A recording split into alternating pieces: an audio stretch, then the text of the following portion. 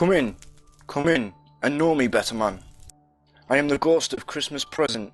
Look upon me. You have never seen the like of me before. Never. Spirit, conduct me where you will. I went forth last night on compulsion, and I learnt a lesson, which is working now. Tonight, if you have aught to teach me, let me profit by it. Touch my robe.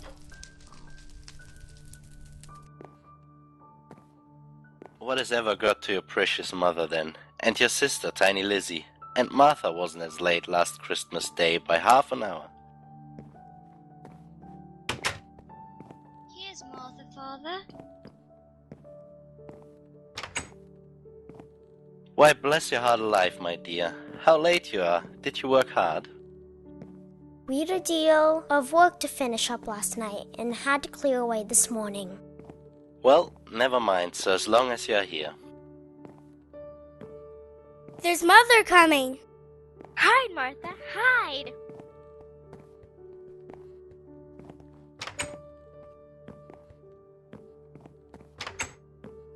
Why, where's our Martha? Not coming. Not coming? Not coming upon Christmas Day? Boo! And how did Tiny Lizzie behave? As good as gold and better. Somehow she gets thoughtful sitting by herself so much, and thinks the strangest things you ever heard. She told me, coming home, that she hoped the people saw her in church, because she was a cripple, and it might be pleased to them to remember upon Christmas Day, who made lame beggars walk and blind men see.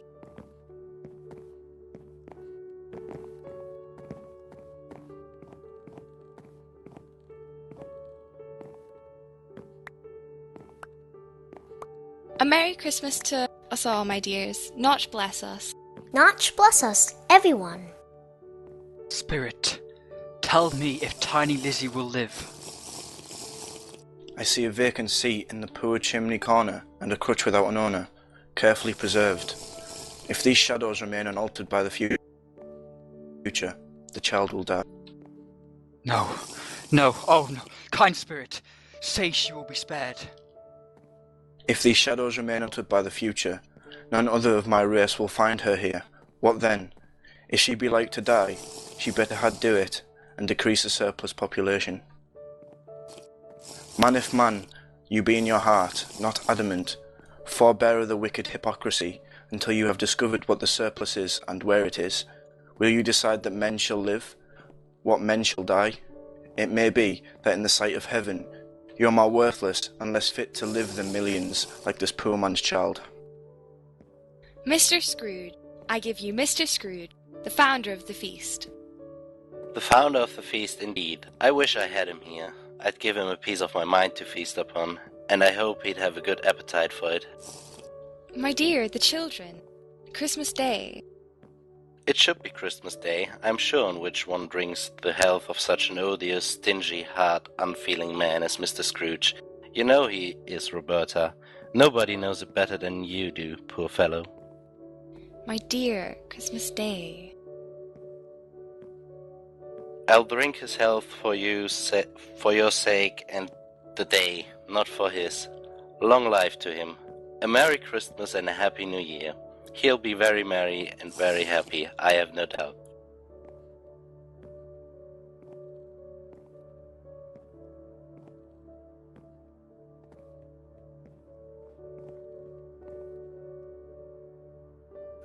He said Christmas was a humbug. As I live, he believed it, too. More shame for him, Fred. He's a comical old fellow, that's the truth, and not so pleasant as he might be. However, his offenses carry their own punishment, and I have nothing to say against him. I'm sure he is very rich, Fred. At least you always tell me so. What of that, my dear? His wealth is of no use to him. He doesn't do any good with it. He doesn't make himself comfortable with it. He hasn't the satisfaction of thinking that he's ever going to benefit us with it. I have no patience with him. Oh, I have. I am sorry for him. I couldn't be angry with him if I tried. Who suffers by his ill whims? Himself always. Here he takes it into his head to dislike us, and he won't come and dine with us. What's the consequence? He doesn't lose much of a dinner. Indeed, I think he loses a very good dinner. The consequence of his taking a dislike to us and not making merry with us is that he loses some pleasant moments, which could do him no harm. I'm sure he loses pleasanter companions than he can find in his own thoughts, either in his moldy old office or his dusty chambers. I mean to give him the same chance every year, whether he likes it or not, for I pity him. He may rail at Christmas till he dies, but if he finds me going there in good temper year after year and saying, "Uncle Scrooge, how are you?" if it only puts him in the vein to leave his poor clerk 50 gold ingots, that's something. Shall we play charades? I have a good one. Go on then.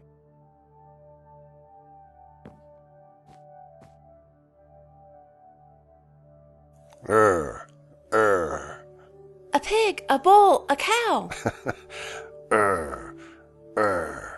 A horse, a bear. I have found it out. I know what it is, Fred. I know what it is. What is it? It's your Uncle Scrooge. Yes, it is. He has given us plenty of merriment, I am sure, and it would be ungrateful not to drink to his health. To Uncle Scrooge. Uncle Scrooge.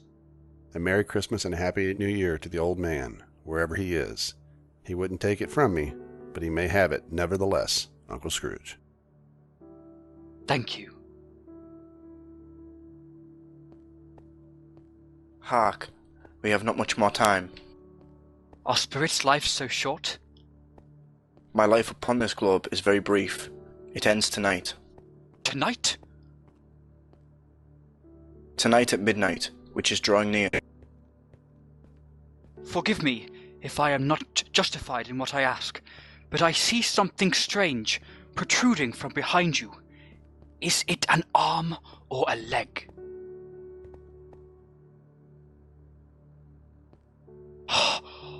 Spirit, are they yours? They are man's. This boy is ignorance. This girl is want. Beware them both, but most of all, beware of this boy. For on his brow I see that written which is doom, unless the writing is erased.